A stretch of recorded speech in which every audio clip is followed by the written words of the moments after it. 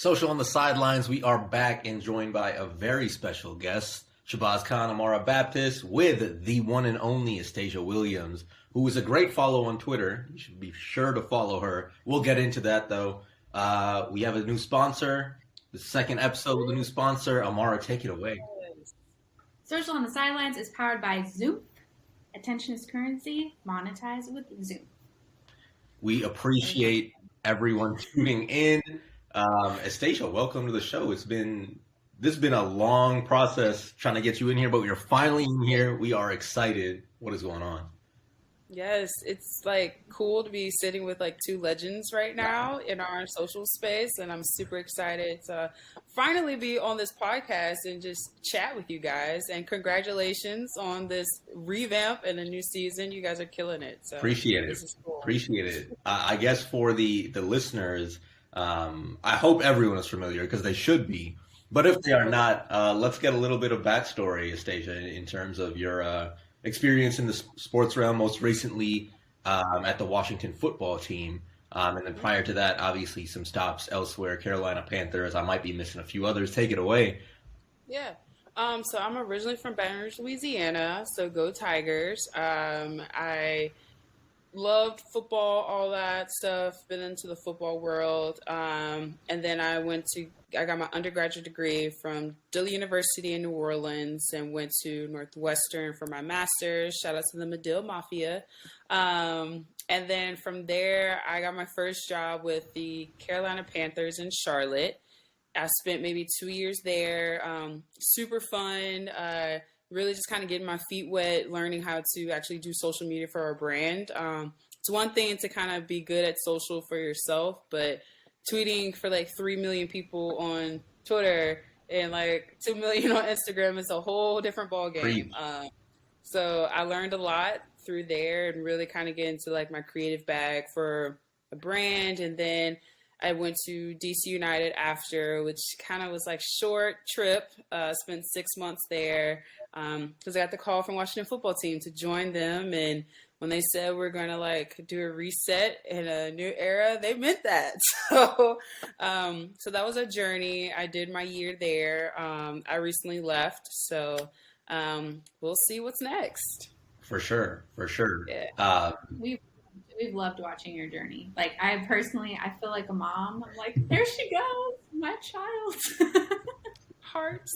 Well, you're the best. It's been dope to see, obviously, the work that you and the team has been able to do when you were out there and even at DC United for a little bit. Talk a little bit to us about those different journeys and what the differentiating factors were, I guess, that led you to leave the NFL for the MLS and then back to the NFL. For people who might not have had the experience to take cross-league journeys, what were the differences and what were the similarities between those gigs? Nothing at all. DC United, when I was there, was kind of like in startup mode when it comes to, their team and what they want to do within the community and how they want to kind of like reset within the league. But although they've been around since like the start of MLS, they kind of were getting left behind a little bit. So I joined when it was just kind of like a hard reset. So like we were just trying things and I knew nothing about soccer, but the person who reached out to me about the job was just like, hey, like I've seen what you've done, in Carolina. We're looking for this person for a social media manager. Like, are you interested? I can help you with the soccer part. I said, okay, well, this is my chance to, try to get some manager experience. Would I recommend that? Like, sure, if you're confident and you think that you can handle it, but it was not easy. Like, I just learned what a DP was, now that I have left. And I was like, oh, that's what that is. That's what that means? Cool. What does it mean? Like designated player. Okay, got it. So it was constantly the football comms guy was sitting next to me. So it was like constantly me just like asking him questions, which was helpful. So I did appreciate that, but it was cool. And then obviously going back to the NFL, because that's, where my roots are, which is in football. So I was like, all right, this is my chance. And then obviously it was like a promotion. So it's like, let's go back. Let's see what I can do within this new role. And they were obviously bringing in Coach Rivera, so I've worked with him, so there's already that established relationship there. And I was excited to see what we can do with the new era coming in. So we did a lot. Yeah, absolutely. We did. So I know your Twitter bio had said, I've made a career off tweeting. Yeah. And I think people listening, we get a lot of, young folks listening. Yeah. And can you speak a little to building your own personal brand, how important it is, and how your journey kind of went from making your career off Twitter? Yeah. Lord. So really, it's hard to really say like I branded myself on Twitter because it's really just me being myself. It's not a brand. It's literally just me. And I see social media as like a way to showcase me instead of like this brand. That I know that sounds weird, but like that's just what I choose to do. And it's like, hey, like if this job doesn't want to accept me for who I am personally, then I don't know what to tell you. I know that like I'm good at what I do, but I'm also not just going to hide myself, to make others comfortable. And I just use my social media that way. And, what I would tell the young people coming in is just like, be yourself, because trust me.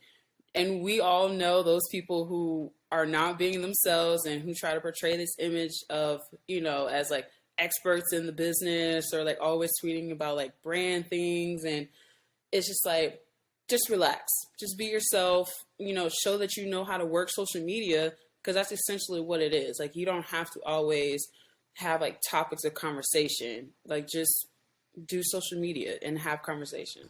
Yeah, no, that's an important point you make, and you do a fantastic job of it. I know.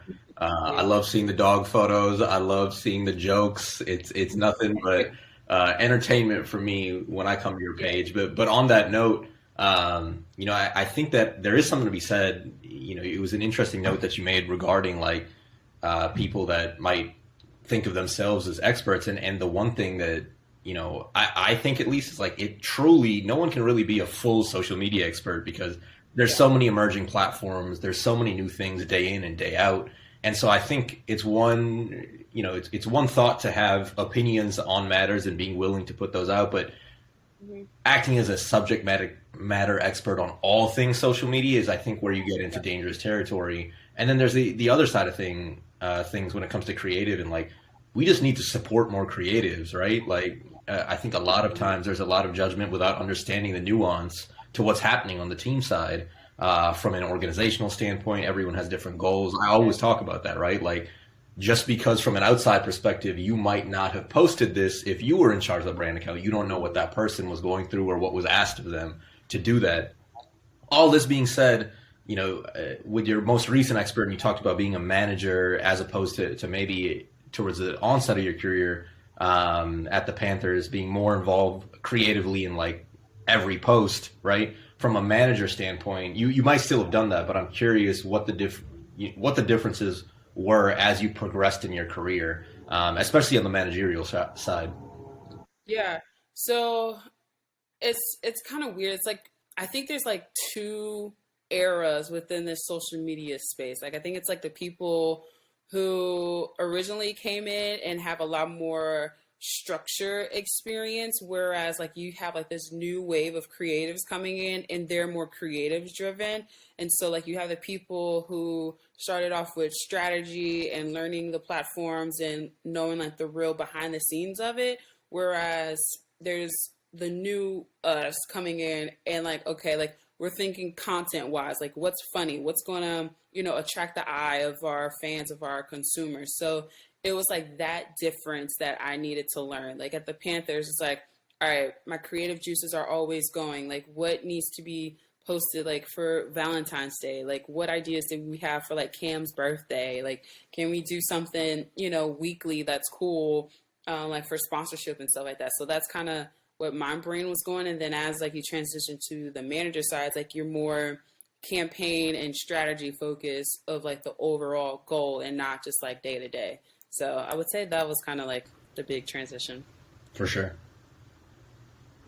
Yeah. I know you and I have talked about this quite a bit offline, but and I just watched or listened to the Clubhouse panel. That was amazing. If people missed it, you were on it along with some of my favorite creators in the space. Yeah. Can you speak to the lack of diversity in the social space, in particular for sports? And I think people listen to this podcast that are in hiring positions, and I think it's such an important conversation that we all need to have at the forefront of our minds. Can you just speak to, number one, the lack of diversity, how important it is that we change that, and then how you think people can try and be active in fixing that? Yeah. So a great example I'll give is with Amy, who brought me to the Panthers. Like, she reached out to someone, Adina Andrews. I feel like everyone here knows her. Yes, Adina is like the godmother of all things. She's great. She reached out to her, and Adina sent out this mass email to this NABJ email listserv. Was like, hey, I have someone interested in the social media coordinator spot at the Carolina Panthers. Let me know if you're interested. And around this time, I'm leaving like a football game. So I was doing social media for Maria Taylor for College Game Day, like behind the scenes stuff. So I was like, oh, this looks cool. Like, let's see what happens. So, and this was already me traveling to Charlotte for my internship that I eventually dropped because I got the Panthers job. So she basically just sent out a cold text, a cold email, just reaching out for Black creators. She wants someone Black in that position. And she essentially got me. And I think there's not enough people doing that. And everyone is just trying to reach within their circles, their own network. And you guys know how it goes. Like, someone refers to you someone, and you're trying to fill that position so fast that you're like, all right, let me just go with this person that I know referred this person, instead of actually just doing the work and really digging and seeing that there are a lot of Black creators out there who deserve an opportunity as well. And I'm not going to say it's hard, but it's like you have to be willing to give that opportunity on the unknown, being that it's not a lot of us here, and it's not a lot of us, just going to bat for us like others. Yeah, absolutely. We've talked about it, or I've spoken about it in the past, I think with all of you, and I know Amara and I have talked about it as well. But one thing that a lot of people might not realize outside of the industry is, especially at these entry level, early internship positions, by default, for whatever reason, because of a lack of pay, because of a lack of, consideration for broader groups, the candidate pool is narrowed, because the likelihood for people to be able to work at minimum wage, move across the country for a job, and then be able to sustain themselves while working 40 plus hours a week, you're narrowing the group of people outside of, privileged individuals. And I'll say, I was one of those. I was able to have my parents help and be in market when I first got into it. But a lot of people, I've had to turn, in my career, there's been a ton of talented creators that I've not been able to hire because they weren't able to work for $7.25 an hour and move across the country, and they shouldn't have to, right? Like, that's not how it should be. And there needs to be a solve for that, so that, to your point, we can get more diversity within sports, more inclusion within sports. And, when we talk about diversity, it's diversity of thought, it's diversity of perspective, orientation, gender, all of these things. So I appreciate you saying that. Now, when it comes to your time most recently with the football team, tell us a little bit about that experience and maybe why, what led to now where recently you had left that post, if you're comfortable sharing. Yeah. So during that time, it was a lot. When Marcus originally brought me on, he said, this is a new era here. Like, we want to do something new. We want to make this, place exciting from a social standpoint that essentially goes like through like marketing and get more revenue through social and digital. And that was exciting to me. And obviously, like, it was a promotion. And I'm always not looking for the next step, which I do not advise, but it's like I don't like to get stagnant. And so my personal and professional growth is super important to me. So it's like, okay, all right, let's go ahead and do this. It's at the highest level, which is the NFL. So let's go ahead. So then you have like the pandemic, you have all, the movement with all the social justice going on. On top of that, then you have the name change, and it's like, it was just nonstop. So I learned a lot as far as listening more on social and doing more, I guess you can say, temperature checks on social, and just knowing what's a good time for everything. So, and that's important. And also, like, with everything going on, you kind of got to change your tone a little bit because of the outside world. So I learned that as well. And so, and I think now recently, I left just because that when you kind of just look at the dynamics of everything, it's like, it was a great place. But as far as me personally, it's like, all right, if I'm looking down the line, 5 years from now, is there an opportunity for me to grow here? Or it's like, or do we have such a strong team? It's like, I will have to just stay within this position. So that's just kind of where I was with it. And it's totally fine. I didn't leave on a bad note or anything. And it's great. Jason Wright is probably a dream president. I got to see history made like right before my eyes. And, they're going to continue to do great things. I just know that I like to control my destiny. And it's like, all right, if I left too early, that's fine, but we'll figure it out. I'm able to have my choice with that. So, and that was important to me. For sure. Appreciate you sharing. Yeah, thank you for that. I think following up on you watching history, I know you were a big part of the creation of the Black Engagement Network. Did I butcher that? Mm-hmm. Yes. Okay. Can you tell us a little bit about that? I know you were super proud of being involved, and I think it's such a cool initiative. Can you just expand a little bit? Yeah, so when I first got there, my coworker Chanel Reynolds, she was already building it like the year before, but it kind of fell through the cracks a little bit. But obviously, with everything going on, we were talking about it because our friend Essay, who's at the Panthers, she created. I don't want to mess this up. It's either called Stride or Pride at the Panthers, but it's like their own ERG with kind of like the same mission and stuff like that. And we were like, we're not letting this die. Let's go full steam ahead. Let's get it going. Like, we got to make sure this is successful because this is the right time. Like, this is the right time to make sure we do it right. And it's successful. And so the whole organization was behind us, and it was really like a treat to watch Chanel really work, because like she's done this before. So it was like I'm assisting her and she's teaching me along the way. We were like the perfect balance. So and it was good to watch, and it felt good because we did do like good things. We did do good things with it, and it was good. So I'm proud of the little baby, and I hope to see it grow. So and I hope to set an example, for the rest of the league. Because I think we were probably the first team to be acknowledged that for officially outside of the league office. So,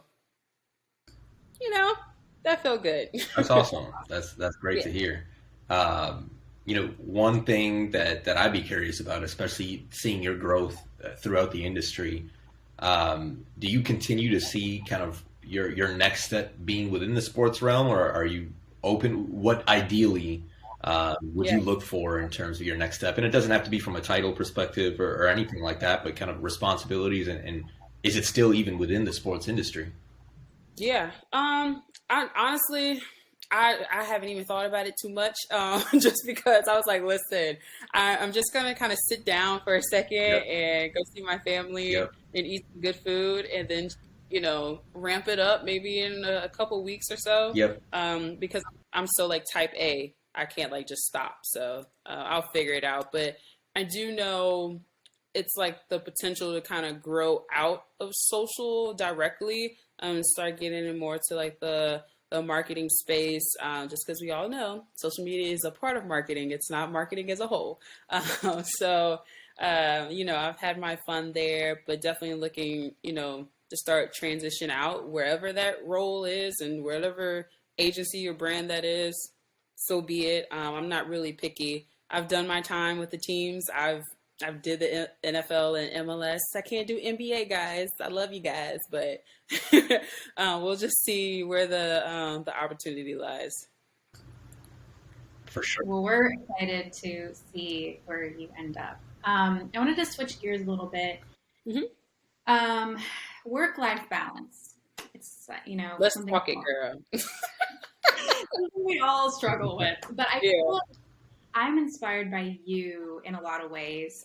But one of them is like your commitment to taking care of yourself, such as going to the gym, making sure that you get up at like ungodly hours. Yeah, we won't talk about that because it's terrible. See Instagram stories as I'm like double chin in bed, like, oh, she's at the gym at 5 a.m. Awesome. It's so bad. It's so bad. But I really respect that and admire that. Can you speak, like, is that what keeps your sanity going in this craziness? Yeah, and it's also just because, like, I was an athlete in college, in literally my whole childhood. So I was always in that routine. And when I first got into this business, I had no routine. And I just felt my mental just, like, going crazy right before my eyes. Like, it was just terrible. Like, I didn't know how to just turn social media off. But at the same time, it's like, I'm just getting started and I got to prove myself that I'm worthy of being here. So I'm overworking myself. I'm stressing myself out, and it's showing. And it started to show in my work because I was making like simple mistakes and not really thinking clearly of what I needed to do on the job. So it's like, how can I just make this change? Like, I gained like 20 pounds when I first started. And I was like, this is gross. Body positivity here. But I know I did not feel healthy at all. So I had to just make a switch, and, I just had to make a commitment to myself that I have to take care of myself or I'm not going to be my best at my job. And then that's where we're going to cause issues on the job and I don't get paid. So it really starts with you. And I just kind of wish that, we're getting better, and I wish this business will kind of get faster with supporting work-life balance, because you're starting to see this trend where a lot of people are talking about burnout.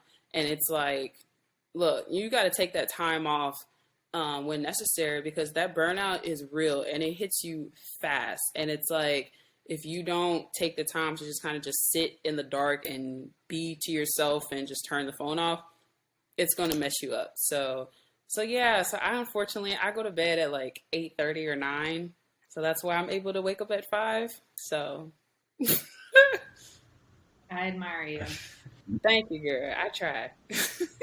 On that note, a little bit, when it comes to work-life balance specifically, what do you kind of rely on most? Because I know myself, the mental aspect, eating, all of these are intertwined, right? Like, and as you said to it, if I'm not in the best space mentally or physically, like, they're all totally as one, right?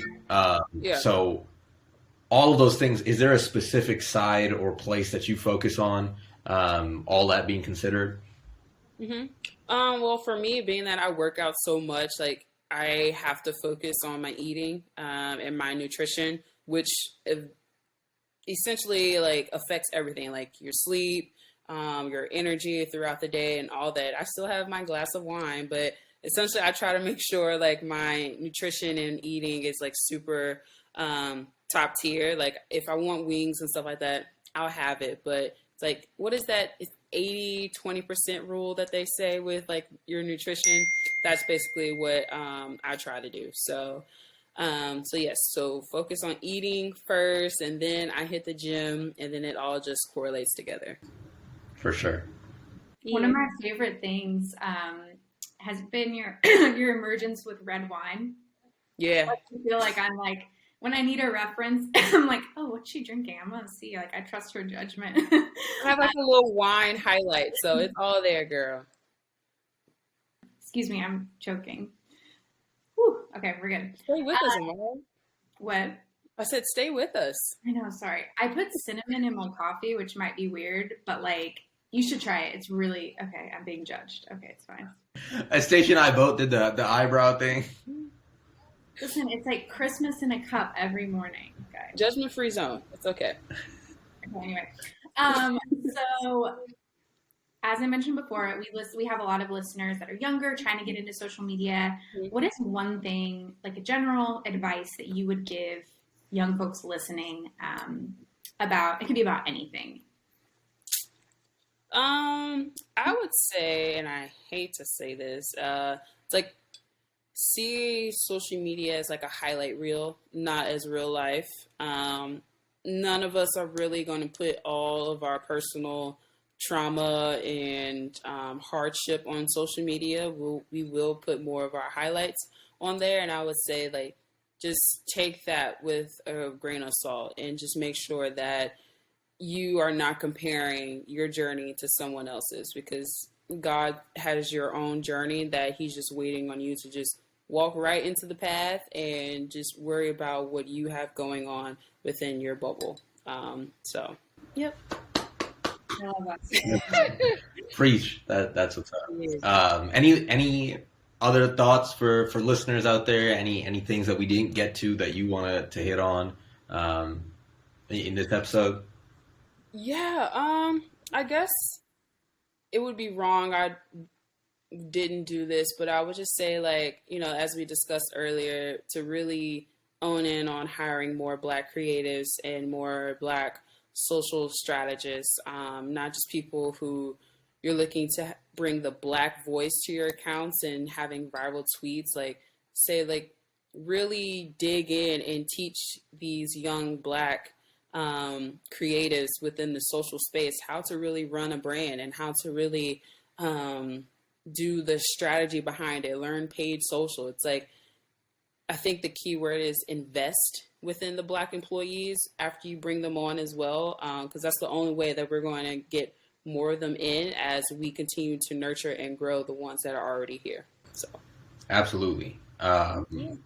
And I think one last thing that I'll close with, and of course, if any of you have anything else, feel free to jump in. But, you know, you mentioned a really important thing about your own career, but also kind of where you see the trajectory of social. And that is, it's a small cog in the bigger marketing wheels. So the more that you're able to diversify your skill set in terms of above and beyond organic social, you said paid social, right? There's the whole sponsorship side to it and how you think about creative campaigns for, you know, beneficial revenue for partners, but also within your organization. There's photography, there's graphic design, there's writing, right? Like there's so many different of those pieces that I think the industry as a whole, once we better equip ourselves as a whole to you know, be part of the bigger conversations, you know, we're able to educate in terms of the importance of social media above and beyond just our own crews that are doing the work. So that's what I would close with. But anything else? Well, oh my gosh, you touched on a good part, because like we all know social is no longer going to be organic within like the next 3 years. So it's like, as you said, look, people who are younger, go into Facebook Manager and learn everything in there, like the lead gen, the campaign pages, like all that stuff. Like, I wish I would have learned that early on when I first started. But now just taking the time to myself and just really going into Business Manager and just seeing the little bells and whistles, it's super beneficial. Yeah, the lead gen, I get a little PTSD when you say that, because like half my job half the time is doing paid campaigns. But I love it actually, because you get to see the direct ROI of your work, where organic social is awesome. Like that's why we all got into the industry, you know, seeing those viral posts and the work that you do. We know the truth. Yeah, exactly. Like you're able to have that instant validation, like this creative idea we had is great. But then when you combine all that with a paid side, the sponsorship side, you're able to have direct correlation and instant ROI above and beyond retweets and engagements and impressions and et cetera. So you make a really good point. I was joking with my boss the other day, just like side note. I was like, I think I'm growing up because like I saw something and I was like, oh, that would be a good sponsorship post. Like never have I ever thought in my life, Yes. oh, that I should tell a sponsorship about that. And he was like, yep, that's where it's going, man. Right. Because that's where your check goes. Right. Yes. I mean, we're like talking no fans. It's like, all right, where can we get the revenue from? Those sponsorship deals. So it's like, that's where your mind needs to go. All right. You made one last thing. I was going to close it out, but you're spitting out fire and facts. So I have to add on to that. We're in a very interesting dynamic because we're obviously in the middle of a pandemic, still a year later. And the focus within teams, at least on the sports side, tends to be on us now more than ever, right? Like a lot earlier, in the industry, we would always ask for let's pay more attention to social, and now we're there, right? Yeah. And so that's some added stress, of course, for teams, but it's also added opportunity. How did you navigate that, and how do you see people navigating that right now, throughout all this because of that added focus now? Yeah.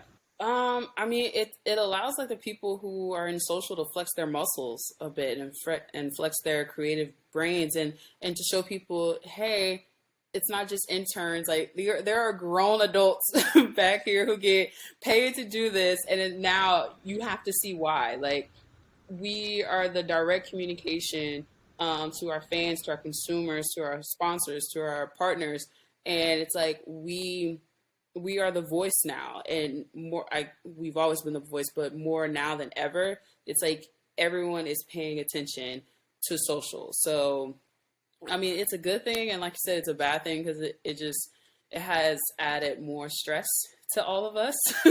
But I mean, it's just super fun because now people, unfortunately, are starting to realize the importance of social media, but we knew the truth long ago. You're right. Yeah, I've always said, like, off the court, off the field, we are the forefront of how consumers, again, outside of what's happening in the sports realm, like we are the first thing that people come to and see when it comes to an organization. So there's obviously a responsibility there. Yeah. I mean, especially with the social justice movement too. So, yeah, absolutely. Well, we appreciate you so much for being on this. I know everyone's going to have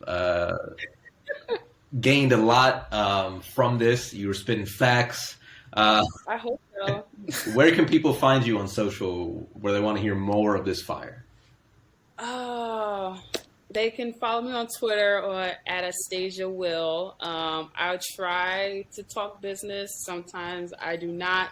I like to bring jokes. I like to talk music. And I like to have this outrageous take about cereal that we will not talk about here. No, we need to do that now. You got to do it now.